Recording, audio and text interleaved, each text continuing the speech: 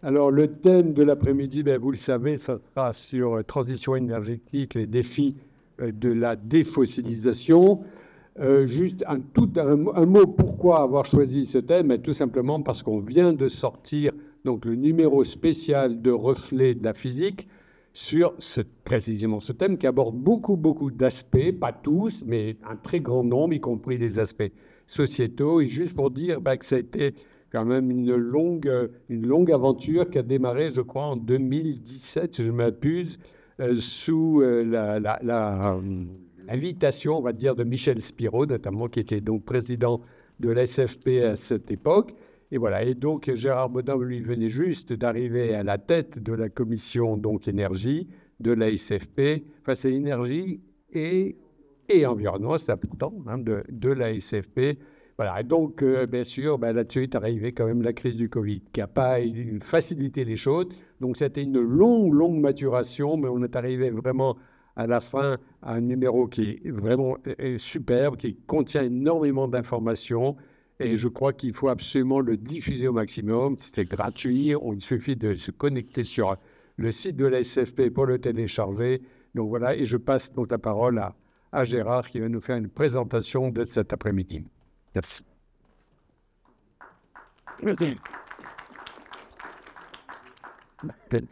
Bonjour à tous. Merci Daniel pour cette introduction.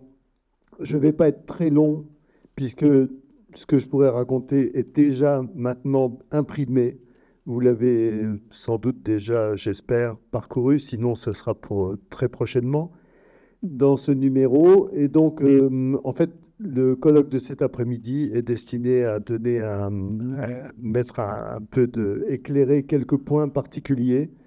Et donc, avant de donner la parole aux intervenants de cet après-midi, je vais juste présenter, simplement donner quelques éléments et indiquer à quelle page vous allez trouver les choses que je vais mentionner. Alors ça, je passe aussi. Voilà, je vais juste résumer.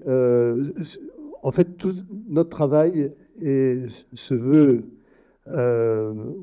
complètement factuel et notre seul parti pris, normalement, on essaye, c'est celui de la rigueur scientifique. Donc, si on regarde, ça marche pas.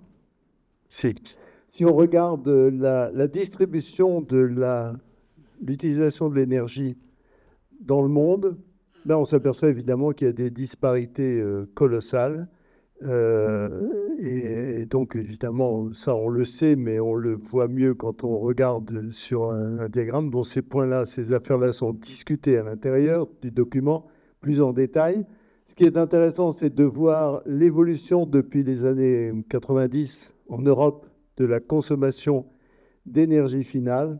En fait, on voit que ça ne bouge pas beaucoup, hein, et que les produits pétroliers, l'électricité, le gaz naturel, occupent, on voit tout de suite que on s'aperçoit le charbon, il est tout petit ici. On se dit, bah, pas de problème, on ne consomme pas beaucoup de charbon, mais ça, c'est l'énergie finale. C'est-à-dire que malheureusement, beaucoup de charbon n'apparaît pas parce qu'il a été utilisé pour produire de l'électricité. Donc en fait, en résumé, ce qui est important, c'est que si on regarde cette consommation d'énergie finale, les combustibles fossiles occupent plus de 60%, contribuent à plus de 60% de notre énergie finale. Alors un point très important qui est expliqué au début de ce numéro, dans toutes les généralités, c'est de prendre conscience que la consommation d'énergie, c'est absolument crucial pour maintenir des sociétés debout, pour une population mondiale qui va vers 10 milliards d'habitants, et que, un peu de la même façon que pour un être vivant isolé, pour qu'il puisse se développer, se maintenir en vie, se reproduire, eh bien, il lui faut un minimum de nourriture garantie chaque jour.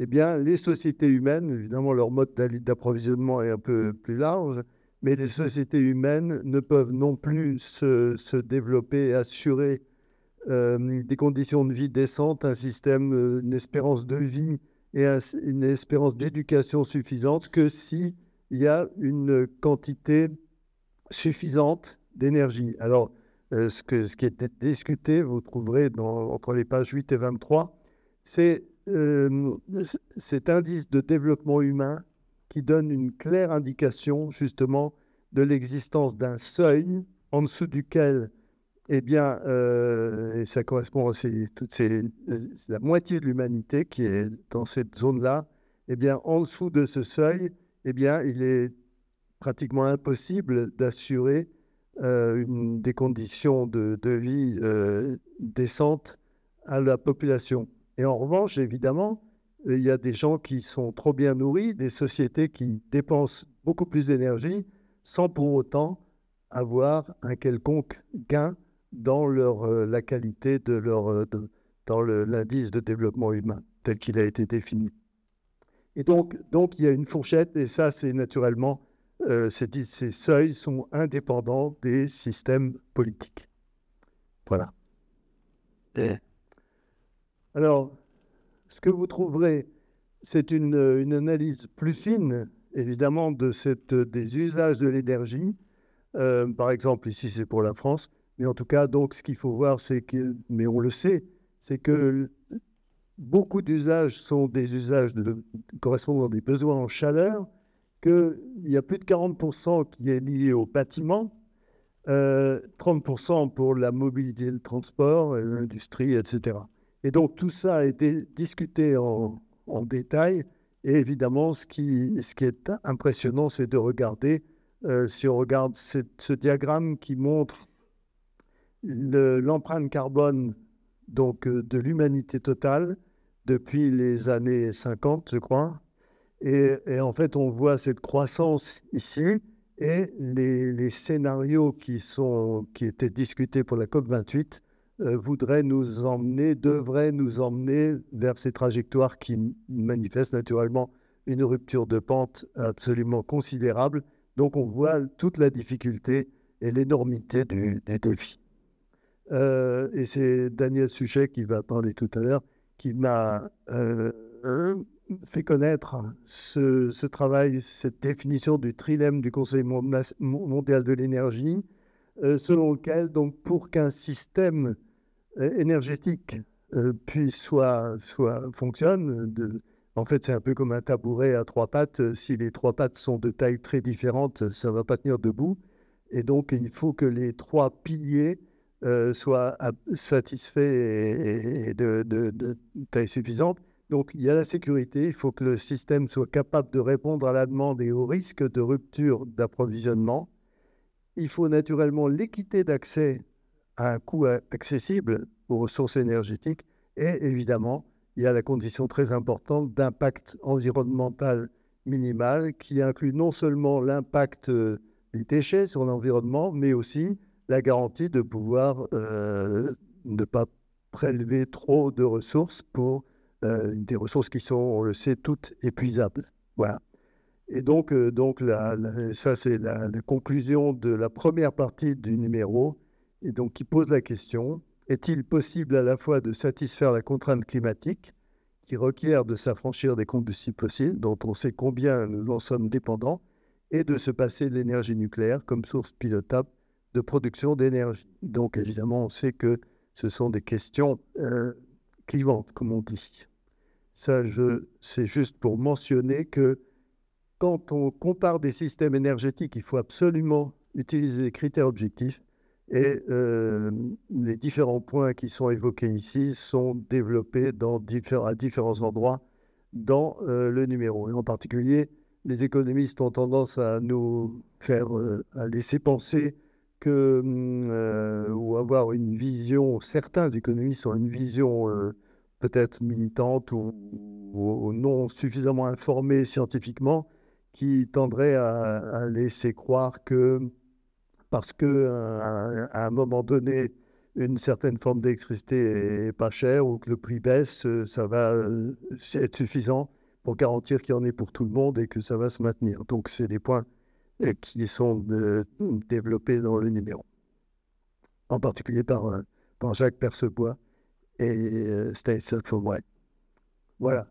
Donc, je vais juste mentionner que les points qui ne sont pas développés dans le dossier et qui pourraient conduire à un travail ultérieur, c'est tout ce qui concerne la thermique des bâtiments. Donc, on sait combien c'est important, puisque j'ai mentionné que c'était en France 43% de la consommation d'énergie finale. Et puis, évidemment, c'est un débat actuel, sociétal, c'est le problème où la sobriété et quelles sont ses limites, et sachant que ce n'est pas si facile de faire la répartition entre l'empreinte carbone des ménages et de la consommation individuelle, et de la consommation et des émissions de carbone induites par tous les usages collectifs qu'on a tendance à sous-estimer dans nos sociétés. C'est devenu, beaucoup d'usages sont devenus un peu transparents à l'utilisateur, et alors qu'évidemment, sans infrastructure, sans services publics qui fonctionnent et qui consomment de l'énergie et des ressources, on ne pourrait pas faire vivre nos sociétés, évidemment. Et donc, je vais tout de suite ouvrir la première partie de ce colloque. Donc, avec une première intervention de Daniel Suchet, donc, qui est un des auteurs de ce numéro, et qui va nous parler des développements dans le photovoltaïque, puisque, comme l'a dit Daniel Rouen tout à l'heure, ça a démarré en 2017, et donc il y a certains nombres de sujets, dont le photovoltaïque, qui ont avancé naturellement, même si on a eu des mises à jour des articles avant la sortie du numéro. Donc c'est tout à fait intéressant que Daniel, je pense, va nous parler, nous faire état de l'état actuel, voilà, et des enjeux et des défis. Ensuite, il y aura une présentation par Dominique Grand, donc, qui a fait l'article sur les réseaux électriques, qui va intervenir justement sur cette question du fonctionnement des réseaux électriques avec un fort taux de renouvelables.